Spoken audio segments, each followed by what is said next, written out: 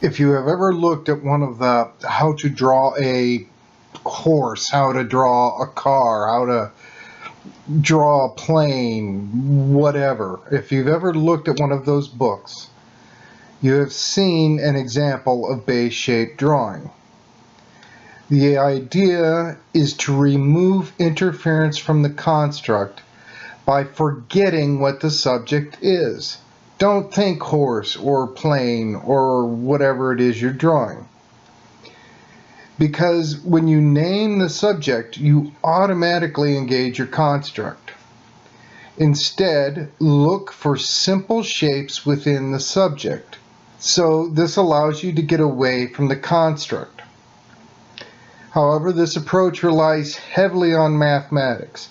Knowing and understanding scale and proportion makes doing these drawings not only easier, but it makes them much better. Scale is a principle of design that is about size compared to a norm, and that norm can change. Usually the norm is the size that we as human beings are used to. Proportion is related to scale, but it is the mathematical relationship of a part to the whole or to another part. In the example image, the height of the human being is 8 heads tall, and you can see that their arm is roughly 4 heads in length. That's an example of proportion. Here are 5 helpful hints to creating a successful base-shaped drawing. 1. Start by finding the simplest shapes within the subject. I like to use circles, but I will sometimes use ovals. Rarely do I use squares or triangles, and I never get more complex than that. Remember, the idea is to get away from the construct, and the more complex the shape, the more likely you have a simplified construct of that shape in your head. The next step is to place what you feel is the most important shape. I recommend using a 4H pencil as it has a really hard lead. These shapes should be drawn really lightly. You don't want them to show in your final drawing. This underlying structure should disappear in your final image. You could be working on a smaller sheet of paper or a larger sheet of paper than your original source drawing. So getting the scale and placement of this first base shape is critical to maintaining correct proportion throughout the rest of the drawing. So let's look at how to do that. I'm going to start by looking at the diameter of the circle that I've drawn for the head. And I notice that the diameter of that circle is roughly 1/4 the length of the entire picture plane.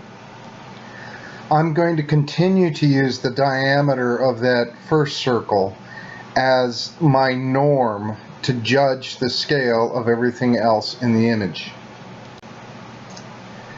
Using the diameter of my first circle, I am looking at how it proportionally relates to the edges of my picture plane. I notice that it is roughly half the diameter, or the radius of the circle, away from the top edge and away from the right edge. With this information, I can now draw my first shape.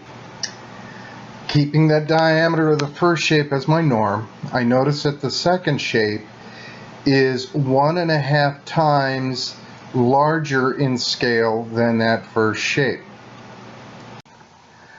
I'm going to use the first shape to help me place the second shape right. So I notice that the right edge of my second shape lines up in a vertical line with the left edge of my first shape, and that the top edge of this second circle is roughly a third of the way, maybe a little bit more, into the first circle. With this information, it's time to draw the second shape. Using the same system of mathematics and using scale and proportion, I can place any additional shapes. Notice I'm using my first shape to identify the scale of my third shape, but I'm identifying the placement of the third shape according to its relationship to the second shape. At this point, I recommend switching over to a 2B pencil. You want to start using a softer lead, creating some heavier lines. Again, I'd be fairly light with the pencil to start, and once you're really secure with the placement of the line you're drawing, you can get a little heavier and make it more substantial. Now you're going to start doing the outline and interior details. It is still really critical here to avoid the construct. Don't think of the subject as the thing you are drawing. Just think about lines. Don't even think about the body part that you're looking at. Don't think I'm drawing an ear, because as soon as you do that, you engage the construct. So focus on the lines. Think about where those lines are crossing into the base shapes that you've used, where they're just outside of the base shapes you've used. The base shapes are there for you, for your reference to identify where those lines should be placed. Before you start going in to shade your figure, call the instructor over so that they can review your base shape process.